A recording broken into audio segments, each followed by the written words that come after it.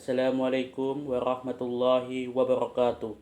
Perkenalkan, nama saya Ferdian Syarudin, MPM 2001011141, Prodi PAI kelas E. Di sini saya akan mempresentasikan hasil tugas saya yang berjudul Kalimat Baku dan Tidak Baku, mata kuliah Bahasa Indonesia, dengan dosen pengampu Bapak Andre Tiono Kurniawan, SPD MPDI. Pembahasan. Pengertian kalimat baku. Kalimat baku merupakan sebuah jenis kalimat yang disusun dengan benar dengan berdasarkan kaidah-kaidah yang berlaku dalam penyusunan kalimat, serta harus sesuai dengan ejaan yang disempurnakan atau disingkat dengan EYD. Sedangkan untuk kalimat tidak baku sendiri merupakan sebuah kalimat yang tidak sesuai dengan kaidah penulisan sebuah kalimat dalam ejaan yang disempurnakan. Penulisan kalimat baku tersebut sering digunakan dalam penulisan formal ataupun juga akademik. Hal tersebut karena dengan kalimat baku tersebut akan dapat membuat tulisan itu menjadi berkesan dan juga dapat mengerti secara jelas maksud dan tujuannya apabila ditulis oleh orang yang berkompeten. Kalimat baku biasanya digunakan dalam situasi berikut ini. Komunikasi resmi, misalnya surat menyurat seperti surat dinas, surat niaga, dan lain sebagainya. Pengumuman instansi resmi, perundang-undangan, penanaman, dan peristilahatan resmi, dan sebagainya.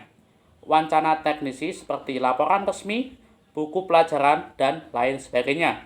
Pembicara di depan umum seperti ceramah, kuliah, diskusi, dan sebagainya. Pembicara sesuai dengan tempat, situasi, dan kondisi, misalnya dengan orang yang lebih tua atau dihormati. Ciri-ciri kalimat baku. Setelah mengerti mengenai pengertian kalimat baku dan tidak baku, di bawah ini merupakan ciri-ciri kalimat baku. Di antaranya, menggunakan tanda baca yang benar, menggunakan ejaan yang benar, menggunakan struktur bahasa yang tepat, menggunakan huruf kapital dengan tepat, bisa menyampaikan gagasannya dengan baik atau tidak ambigu, tidak menggunakan pemborosan kata, memiliki kepaduan antar gagasan dan juga struktur, memiliki struktur yang paralel, fungsi. Bahasa memegang peran yang sangat penting untuk berkomunikasi dan membina kerjasama. Kalimat baku mengacu pada fungsi bahasa baku, yaitu sebagai alat pemersatu sosial budaya dan bahasa, sebagai penanda kepribadian bersuara dan berkomunikasi, sebagai penambah kewibawaan bagi pejabat atau kaum intelektual, sebagai penanda acuan ilmiah dan penulisan karang ilmiah. Sedangkan fungsi kalimat tidak baku adalah sebagai penambah kenyamanan, keakraban, dan menciptakan suasana menjadi lebih santai saat berkomunikasi. Ciri baik kalimat baku maupun tidak kalimat tidak baku memiliki ciri-ciri masing. Berikut ini adalah ciri-ciri kalimat baku dan tidak baku. Kalimat baku nomor 1, memiliki minimal subjek dan predikat. Kalimat tidak baku tidak memiliki subjek atau predikat atau keduanya. Yang kedua, hemat dalam menggunakan kata atau arti, tidak menggunakan kata, frasa atau bentuk lain yang dianggap tidak perlu meskipun tidak melanggar kaidah tata bahasa.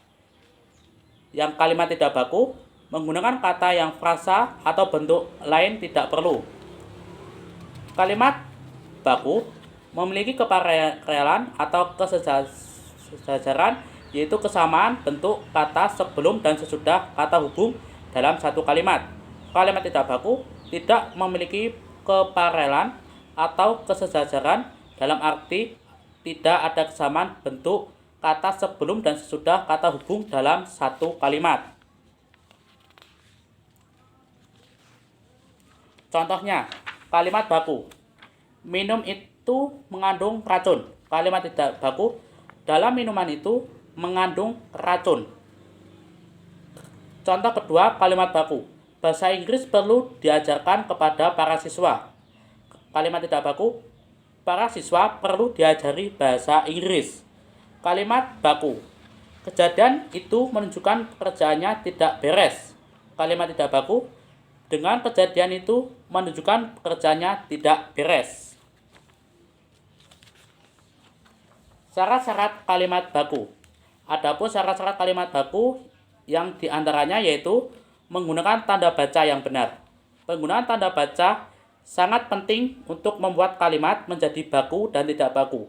Penggunaan tanda baca seperti titik, koma, tanda tanya, tanda petik haruslah sesuai dengan kaidah penulisan kalimat bahasa Indonesia. Contohnya sebagai berikut. Koma, memisahkan induk kalimat dan anak kalimat, memisahkan kalimat pengiring dan kalimat langsung, dan memisahkan frasa atau kata yang sama dalam perincian dan sebagainya. Titik, menandakan akhir kalimat, tanda tanya digunakan dalam kalimat tanya dan lain-lainnya. Menggunakan huruf kapital yang benar. Sebuah kalimat akan menjadi tidak baku jika dapat menulis huruf kapital, sehingga penggunaan huruf kapital ini harus diperhatikan. Huruf kapital biasanya digunakan untuk yaitu nama orang, tempat, huruf pertama pada kalimat, dan lain sebagainya. Memiliki struktur dan ketatabahasan yang tepat. Kalimat baku harus memiliki ketetapan pada struktur bahasa dan ketatabahasannya. Yang dimaksudkan dengan struktur dan ketetabahasaan ialah adanya kejelasan struktur mana baik subjek, predikat, objek, dan keterangan. Padu. Kalimat baku yang termasuk kalimat efektif harus memiliki syarat padu. Kalimat yang padu ialah hubungan antar unsur dan gagasan utamanya harus sesuai atau saling mendukung. Hemat. Kalimat baku harus memiliki kehematan kata. Selain itu, kehematan penggunaan kata juga membuat kalimat baku menjadi kalimat efektif. Logis. Syarat kalimat baku yang terakhir ialah logis. Suatu kalimat dikatakan logis apabila kalimat tersebut bisa dicerna atau diterima dengan akal sehat. Jika kita membaca suatu kalimat dan terdengar aneh, maka kalimat tersebut tidaklah baku. Sekian presentasi dari saya akhiri. Nun wal qalami wa maskurun. Wassalamualaikum warahmatullahi wabarakatuh.